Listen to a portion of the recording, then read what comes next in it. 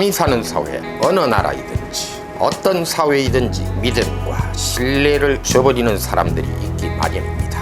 태국 법인에게 속아서 단시간에 무려 3군데에서 사기를 당한 한국인 피해자분. 무역의 잔뼈가 굵은 분임에도 순식간에 당했습니다. 남을 속여서 이익을 취하고자 하는 사기꾼들은 영악하기 마련일 테죠. 상대방이 속아 넘어가도록 가짜 서류를 만들기도 하고 회사 웹사이트를 만들어서 신뢰할 수 있도록 하기도 합니다. 몇 가지 실제 사례를 보면서 사기꾼들이 하는 행태를 짚어보도록 하겠습니다.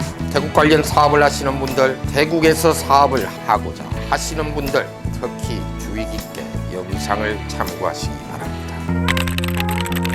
첫 번째 사건입니다. 과자 봉지를 만드는 원자재를 수입해서 다시 수출을 하는 한국인 중개업자에게 자신들의 법인은 물건을 이미 많이 확보하고 있으며 얼마든지 원하는 물량을 가지고 있다 해서 접근을 합니다. 솔깃하게 하죠. 아주 많은 금액도 아닙니다. 처음 물량의 일부 대금 4,500불 정도를 보냅니다. 법인 통장으로 물건 준비가 다 되었다고 다시 4,000불 남짓 요청. 이번에는 법인 통장으로 보내지 말고 웨스턴 유니언으로 송금해달라고 합니다. 한국인 피해자는 전혀 의심을 하지 않았고 상대방이 원하는 은행으로 웨스턴 유니언으로 송금하였죠. 방콕에서 약 1시간 남짓 떨어져 있는 사무프라칸 법원. 정확한 이름은 산퀭 사무박간입니다. 작년 연말에 라이언이 살짝 언급한 곳이기도 합니다. 사기죄로 직접 제소를 한 첫 재판, 상대방 피의자 법인의 대표자가 법원으로 출석을 하더군요. 그리곤 변명을 합니다. 우리 법인 통장으로 돈이 들어오긴 왔는데 지인이 부탁을 해서 받았어요. 저희는 약간의 수수료 5만 바트 정도를 받았고요. 그러면서 통장 입출금 자료를 보여주기도 했습니다. 웨스턴 유니온으로 들어온 돈은 누가 인출하였는지 우리는 알지 못하는 일이에요. 한마디로 말해서 우리는 사기꾼이 아니다. 약간의 수수료를 받고 모르고 한 건데 사기인 줄 몰랐다. 돈을 가져간 이 사람은요. 이 사람도 모르고 전달만 했다고 하더라고요. 우리 법인 통장으로 들어온 돈은 책임지고 갚도록 하겠습니다. 자기네 법인 통장으로 입금된 돈은 어쩔 수 없는 상황이라는 걸 알고 다음 재판 일자에 갚을 것이지만 웨스턴 유니언으로 입금한 돈은 자기들과는 전혀 상관이 없다는 말인 거죠. 일단 절반가량의 돈을 회수하고 나서 웨스턴 유니언으로 입금한 나머지 금액은 법인 돈을 인출해 간 자를 추적해서 관련성을 알아내려는 생각으로 고개를 끄덕이면서 동조해 주는 척 했습니다. 새해 2023년이 밝아왔고 번째 재판일 웨스턴 유니언으로 입금한 돈을 어떻게 회수를 하는 게 좋을지를 고민하면서 새벽에 일찍 일어나 1시간 남짓 거리에 있는 법원으로 운전하여 갔습니다. 그런데 법인 통장을 빌려주고 수수료만 받았다는 법인 대표자 나타나지도 않았습니다. 아예 연락을 받지도 않더군요. 라이언도 사실 절반만 받고 합의를 해줄 생각이 없었지만 좀에 당황스럽긴 하더군요. 법원에 출석을 하지 않는다는 점은 체포영장이 발부될 것이란 점을 감수하고서도 돈을 하나도 주기 싫다는 것이고 자기들이 주장한 것처럼 단순하게 통장만 빌려주었다고 보기는 어려워 본인들이 직접 사기꾼 당사자일 가능성이 아주 높은 거죠. 체포영장이 발부되었으니 조만간 감방신세를 면하지는 못할 겁니다. 이 사건에서 반드시 알아둬야 할 점, 돈을 송금하실 때 반드시 상대방 특정을 할 수 있는 통장으로 입금을 해야 한다는 것. 가족 간, 친구 간 거래가 아닌 이상 웨스턴 유니온 같은 것을 통하여 송금을 하시면 안 된다는 점입니다.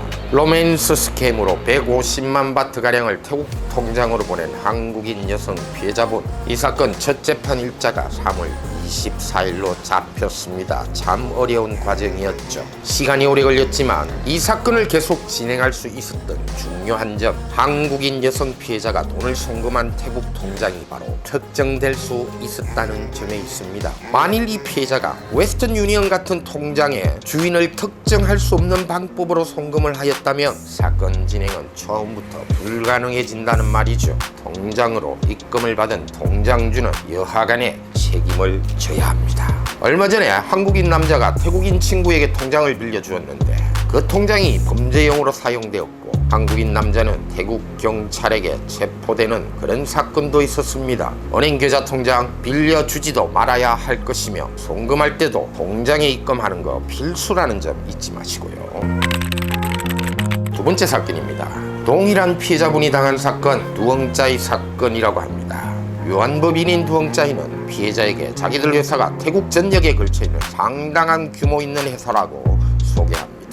웃기는 게 규모 있는 회사라면 주식회사 법인으로 설립을 할 텐데 겨우 50만 바트 수준의 자본금인 유한책임회사로 만들 리도 없지만 태국 물정 모르고 태국어 해독이 되지 않는 보통의 외국인 피해자 입장에서는 파악해내기 어려운 겁니다. 이해합니다. 회사가 직접 소유하고 있는 물품 보관 창고라면서 상당한 크기로 보이는 건물 사진을 찍어 보내기도 하였더군요. 라이언이 자세히 살펴보니 CG가 아닌가 의심되는 그런 사진이었습니다.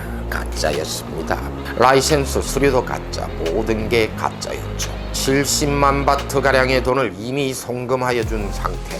물건이 한국에 도착해 있다면서 다시 추가 비용을 요청해오고 있는 상황에서 라이언 사무실을 찾아온 피해자분.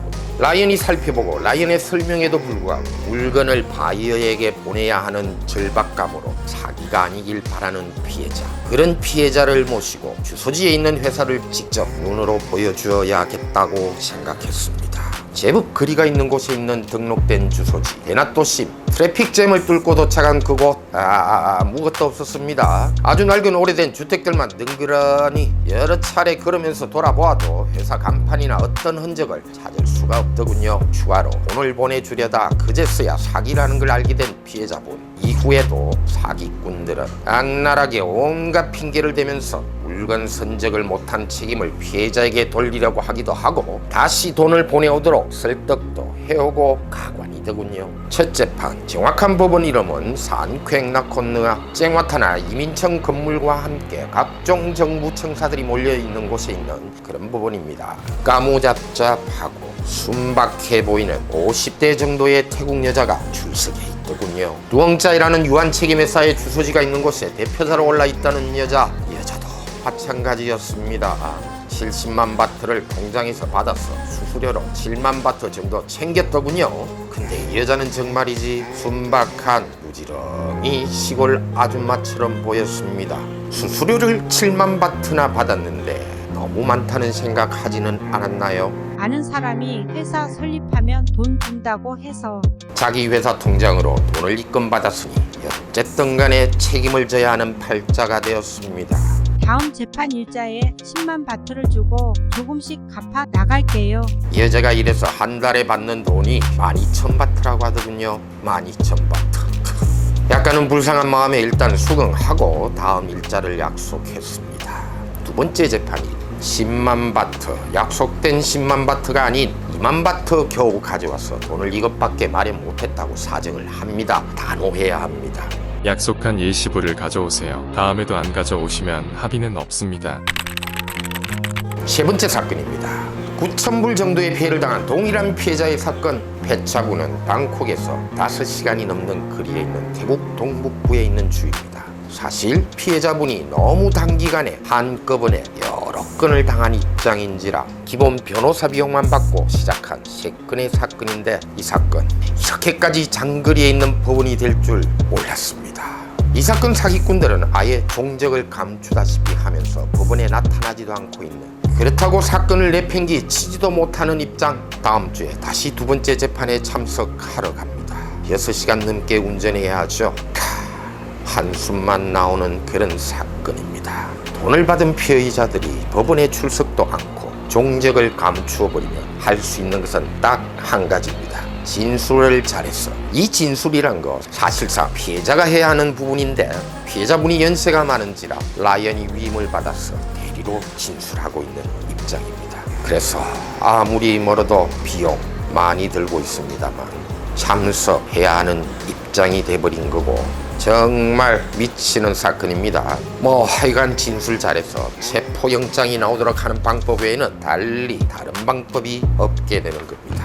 이렇게 라이언이 실제 벌어진 사건들을 자세히 과정까지 언급을 하면서 설명을 드리는 건 딱 하나, 사기 좀 당하지 않길 바라는 마음이 있습니다. 물론 나쁜 놈들이 하도 많은 세상인지라 어쩔 수 없는 경우도 발생할 겁니다. 하지만 거래를 트기 전에 신용조사 좀 반드시 거치는 거 필요하다는 점을 잊지 마시기 바랍니다. 신용조사 비용이요, 작은 수출입 거래에서 사실상 신용조사 비용까지 지불하고 시작을 한다면 수익을 기대하기 어렵다는 거 잘 알고 있습니다. 라이언은 말입니다. 착한 사람에게는 잘하는 사람입니다. 말만 잘하시면 깎아줄런지 어찌합니까? 하여간 태국인과 태국에서 태국업체와 하는 거래 안 당하고 좀 잘 하시기를 바라는 그런 마음입니다. 라이언이었습니다.